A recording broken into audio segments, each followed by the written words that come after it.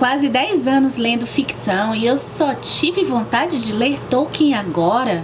Que fenômeno é esse? Que pessoa é essa? Você vai descobrir daqui a pouco nesse vídeo.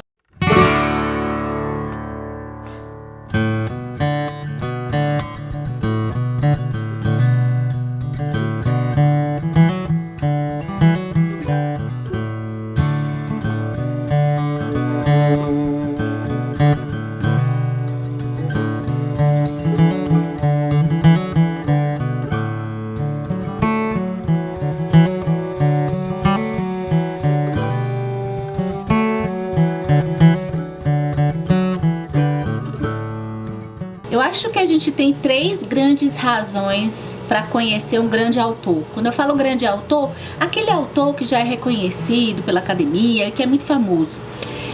As 3 grandes razões que eu acho são, primeiro, a obrigação. Porque quem estuda, quem trabalha, eu acho que precisa, até para, do seu ponto de vista de qualidade profissional, né? Tem que ler esses grandes escritores mais conhecidos. Então, obrigação. O segundo motivo é a hype. Eu acho que aí, dentro de nós, leitores comuns, talvez a gente se identifique, né? A hype, a influência. Quando tá todo mundo que você encontra falando de um livro, pode dar aquela curiosidade de você querer conhecer esse livro também. Assim como, já pensou o escritor grande? E que todo mundo fala dele, uma hora você vai esbarrar nele. Terceiro grande motivo que eu acho é o enredo. Eu falo o enredo assim, nós que temos de hábito de leitura, é muito comum a gente se deparar, às vezes até acho que quem não tem hábito também, na época que eu queria gostar de ler eu fazia isso, às vezes eu tava passeando numa livraria e aí a gente se depara com um livro de um grande escritor e a gente lê aquela sinopse e fica curiosa para conhecer. E o fato novo que aconteceu comigo diante dessas 3 grandes razões, principais razões que eu acho que levam leitores aos livros, o que aconteceu comigo com Tolkien foi algo inédito. Foi o primeiro livro que eu cheguei na obra do autor por causa das ideias do escritor. Eu conheci primeiro o escritor, as ideias desse escritor me cativaram, até que não sobrou outra alternativa que não eu conhecer a obra desse escritor. Então, senta que lá vem a história.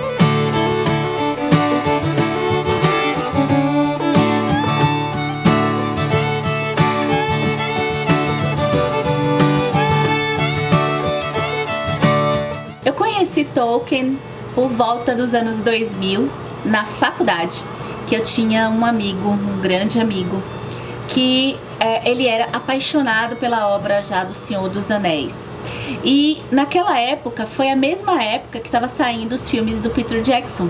E eu fui dessa geração que foi para assistir os filmes do Peter Jackson naquela onda, assim, apesar de eu não ser fã ainda, assim, do Tolkien, né? Eu lembro que esse amigo, né, a gente foi em grupo muito por conta para ver um grande filme no cinema, mas esse amigo, ele já falava das obras, ele já dizia que tinha uma história muito incrível.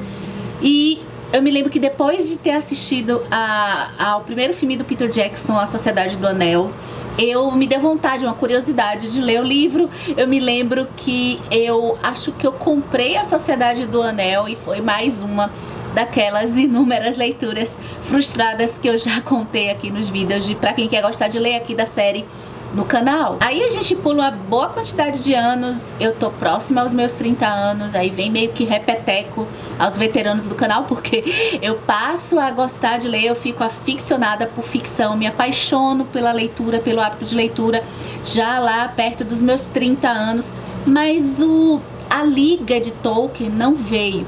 E na época que eu assisti aos filmes também, eu não senti também nada de especial, assim, de que tocasse assim profundamente assim meu coração para adentrar na obra do escritor.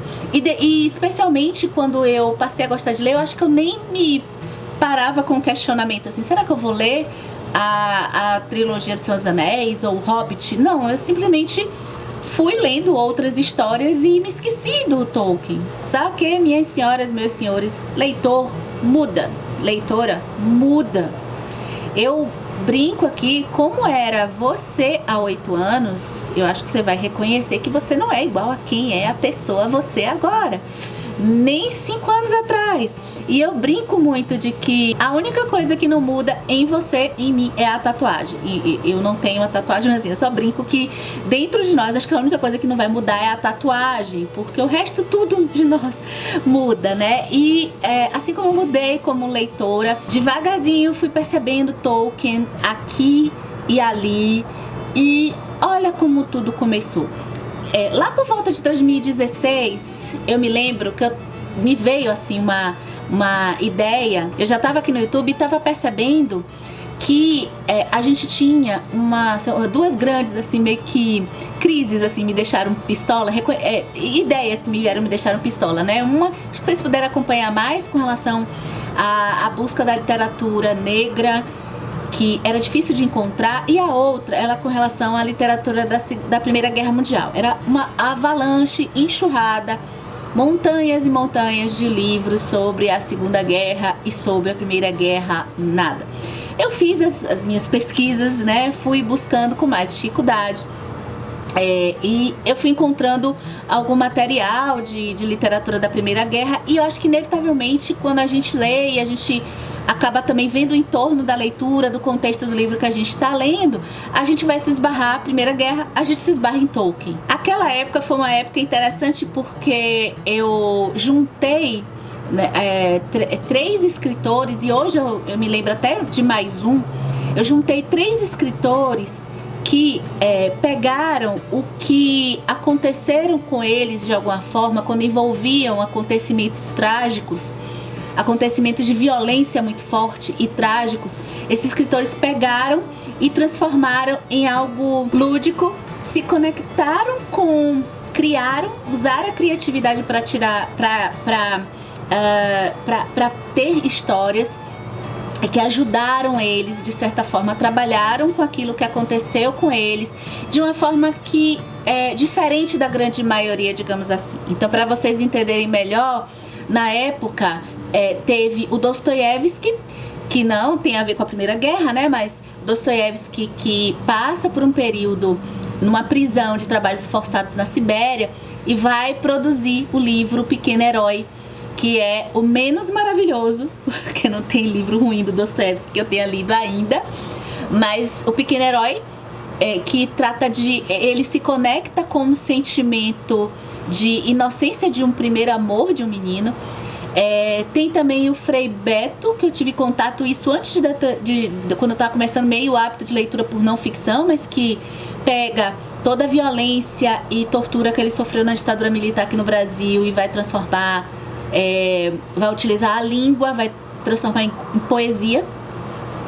E o Tolkien, que me veio essa informação de que toda, de certa forma, a construção do mundo estava começando a ser criada ali quando ele enfrentou a Primeira Guerra Mundial, em que ele tem perde, né, a grande maioria dos seus amigos. E hoje, né, me veio o Ítalo Calvino, que também tem uma história semelhante, na época eu não sabia, em que ele também acompanha a Primeira Guerra e vai construir as suas histórias assim na parte simbólica.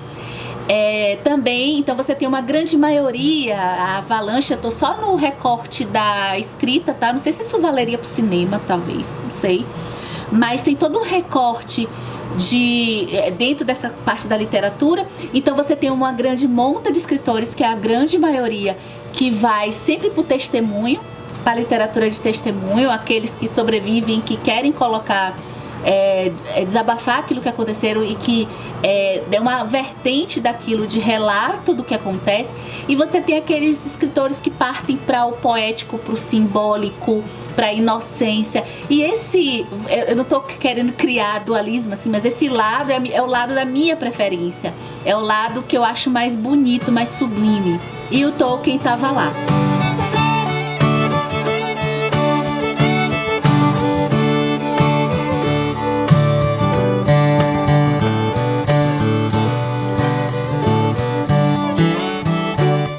Então, gente, O Chamado não é aquele filme de terror que eu gostei, mas não tenho coragem de assistir de novo. Da época que eu assisti no cinema, fiquei morrendo de medo. Eu vou deixar a capa aqui, porque eu entrei no filme O Chamado, não sei porquê, mas eu gosto. O Chamado. Seven Days, né? Não sei se vocês lembram desse filme. Deixa aqui nos comentários se vocês lembraram. Só essa referência foi só pra mim, por favor, não. Diga se vocês não lembraram do filme O Chamado. Então, o que acontece? Eu gosto muito de brincar com essa coisa de que algumas leituras, né, meio que elas chamam a gente, principalmente a gente que não trabalha, que não precisa ler nada por obrigação, fica mais livre de metas, essas coisas. Então, às vezes o chamado é um amigo do lado que tá lendo, tudo bem, tá? Mas existe às vezes essa conexão que a gente tem com a ideia daquela leitura e a gente é convidado a conhecer. No caso do Tolkien, eu vou compartilhar aqui 6 chamados que ainda eu não estava com vontade de ler a obra dele. Eu estava entrando em contato com as ideias dele e do ponto de partida dele. Então vamos lá, primeiro chamado. Toda a ideia de Tolkien a partir das guerras, né?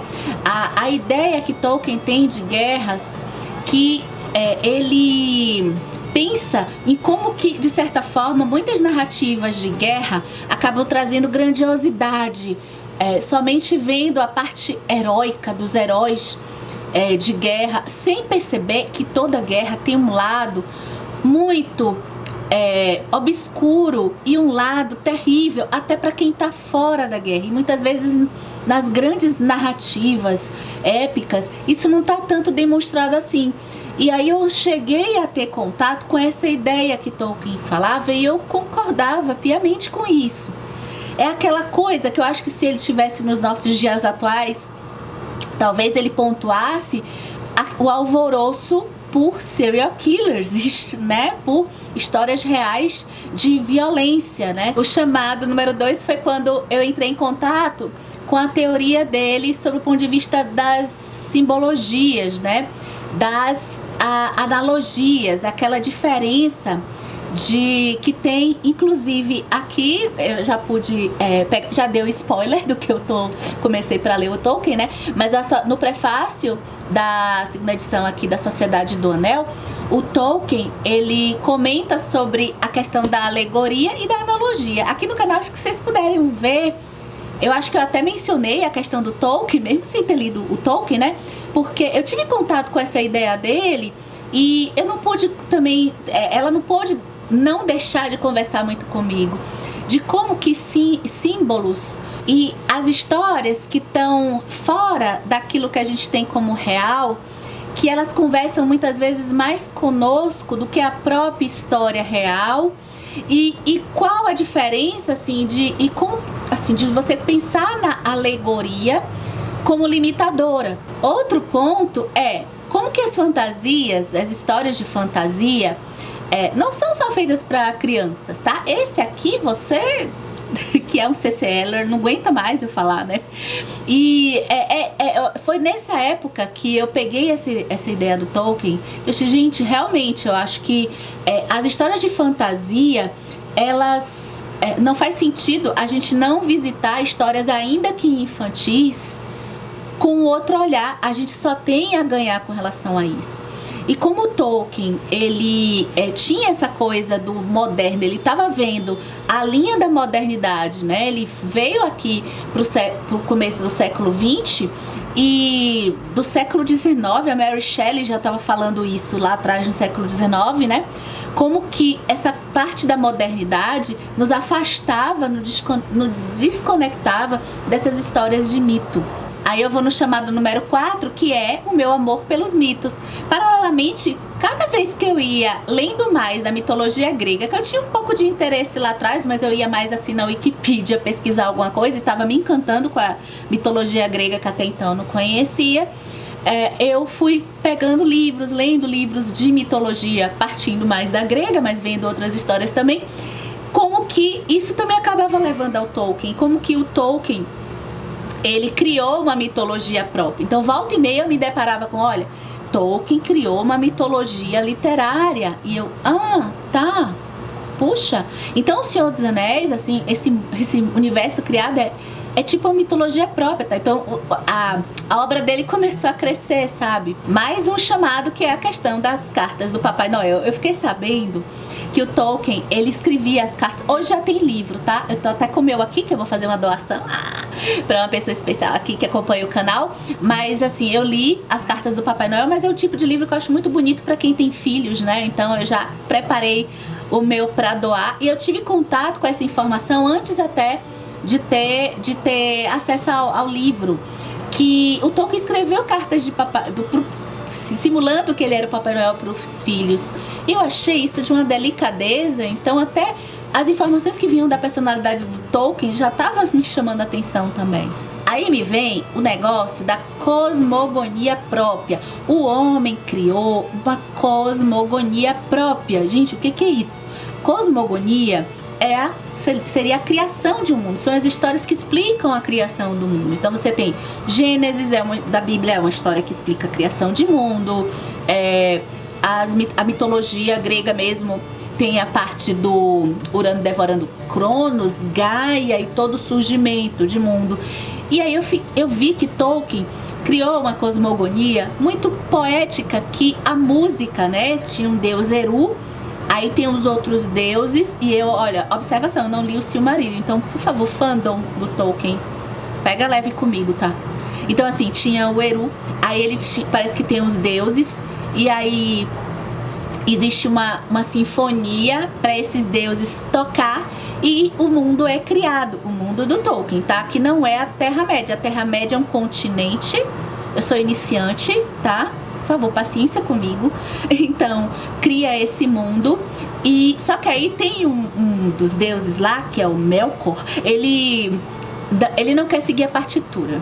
E aí a gente tem uma total desarmonia da música, que vai gerar o sertanejo universitário. Não, foi uma brincadeira. Não, claro que isso não vai dar certo. Então tem toda a construção de bem e o mal a partir de uma cosmogonia. Eu fiquei sabendo que ia lá no Silmarillion. Opa, mas o Silmarillion é aquele livro que é o primeiro lá, é aquele que parece que foi publicado pelo filho do Tolkien, né? Mas seria na ordem cronológica o primeiro a ser lido. Mas o fandom, parênteses, eu sempre gosto de... todos os vídeos do canal Comparando Livros tem um dicionário, um glossário, tá, do YouTube. Mas eu me lembro que eu não tinha colocado fandom. Fandom é o grupo de fãs de um determinado... um produto cultural. Então tem, assim, o fandom do Star Wars, que eu faço parte, mas eu não me orgulho disso, porque parece que acho que é o fandom mais preconceituoso que existe, tá? Mas eu luto pra não ser, viu? Preconceituoso assim. Star Wars tem uma conexão comigo, apesar de ter assistido tudo do Star Wars. Tem fandom do Harry Potter, tem essas grandes obras, tem o seu fandom, né? O seu grupo de fãs. Então, o fandom do Tolkien gritava dizendo: não leia o Silmarillion primeiro. E eu segui o fandom, porque eu sou submissa.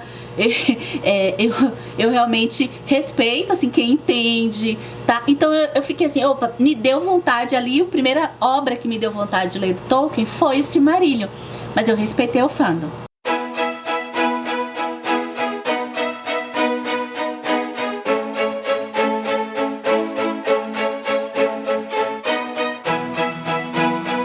Fiquei na minha.